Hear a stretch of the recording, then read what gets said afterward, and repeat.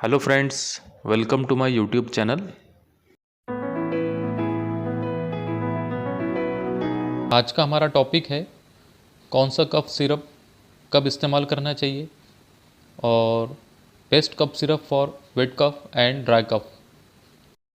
सबसे पहले बात करते हैं कि खांसी या कफ क्यों होता है।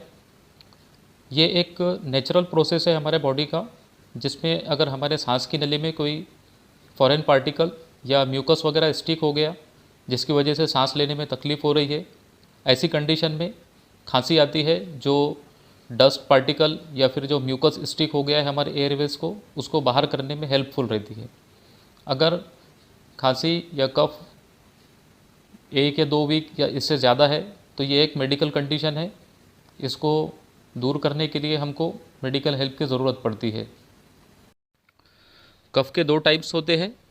एक होता है वेट कफ यानी कि गीली खांसी या बलगमी खांसी। दूसरा होता है ड्राई कफ यानी कि सूखी खांसी। सबसे पहले बात करते हैं वेट कफ और प्रोडक्टिव कफ या गीली खांसी। इसके जो मुख्य कारण है वो है बैक्टीरियल इन्फेक्शन या वायरल इन्फेक्शन।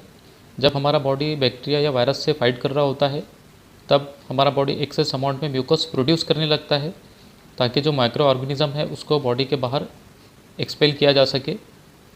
कफिंग या खांसी हमको जो एक्स्ट्रा म्यूकस बॉडी के अंदर फॉर्म हो गया है उसको बाहर निकालने में हेल्प करती है। बात करते हैं इसके कॉमन कॉजेज़ की, तो मोस्ट कॉमन कॉज है इसका बैक्टीरियल इन्फेक्शन या वायरल इन्फेक्शन। दूसरा है ब्रोंकाइटिस, एस्थमा, सीओपीडी और निमोनिया वगैरह। वेट कफ में जनरली कॉम्बिनेशन मेडिसिन यूज़ की जाती है, जिसमें है लियोसॉल्बिटामोल, एमरोक्सोल एंड गुआइफेनिसिन। लियोसॉल्बिटामोल ये एक ब्रोंकोडायलेटर है जो ब्रोंकाई को डायलेट करके इजी ब्रीथिंग में हेल्प करता है। दूसरा है एमरोक्सोल, जो एक्स्ट्रा म्यूकस बॉडी के अंदर फॉर्म हो गया है उसको लिक्विफाई करके बॉडी के बाहर एक्सपेल करने में हेल्प करता है। दूसरा इसका एक एंटी इन्फ्लामेटरी प्रॉपर्टी है। अगर लंग्स में या ब्रोंकाई या ट्रकिया में कहीं पर इन्फ्लामेशन हो गया है, उसको भी ये कम करने में बहुत ज़्यादा हेल्पफुल है।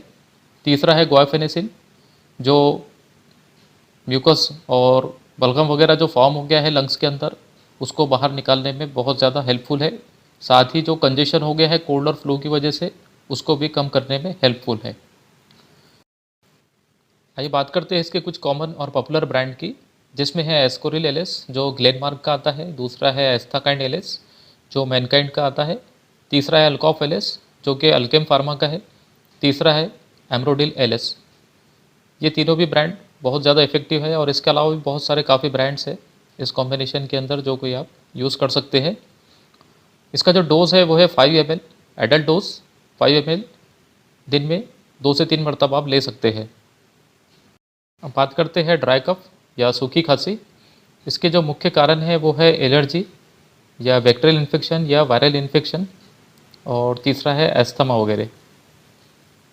ड्राई कफ में most commonly combination medicine use की जाती है, जिसमें है डेक्स्ट्रोमेथोर्फेन, क्लोरफेनिरामाइन मिलिएट और फिनाइल्फ्रीन। डेक्स्ट्रोमेथोर्फेन ये एक एंटीटसिव मेडिसिन है, यानी कफ को सप्रेस करती है, कफ को कम करती है। दूसरा जो इरिटेशन है थ्रोट में या फिर ब्रोंकाइल के अंदर इरिटेशन है, उसको कम करने में हेल्पफुल है। दूसरा क्लोरफेनिरामाइन मिलिएट, ये फर्स्ट जनरेशन एंटीहिस्टामिन है, यानी कि ये एलर्जी को कम करने में हेल्पफुल है। जैसे कि अगर पेशेंट को आंखों से पानी जा रहा है, छींके आ रही है, रनी नोज़ है, तो इसको कम करने में बहुत ज़्यादा हेल्पफुल है। तीसरी मेडिसिन है फिनाइल्फ्रीन, जो किसी भी तरह का जो कंजेशन हो गया है बॉडी में, चाहे वो नेज़ल कंजेशन वगैरह है, उसको कम करने में हेल्पफुल है। बात करते हैं इसके कुछ कॉमन और पॉपुलर ब्रांड्स की, जिसमें मोस्ट पॉपुलर ब्रांड है एस्कोरिल डी। दूसरा है जेडेक्स जो वकर्ट का आता है। तीसरा है अल्कॉफ डीएक्स, अल्केम फार्मा का। चौथा है फेंसिडिल डीएक्स जो कि अबॉट फार्मा का आता है। और इसके अलावा भी काफ़ी सारे ब्रांड है जो आप मार्केट में इजीली अवेलेबल है और जो आप यूज़ कर सकते हैं।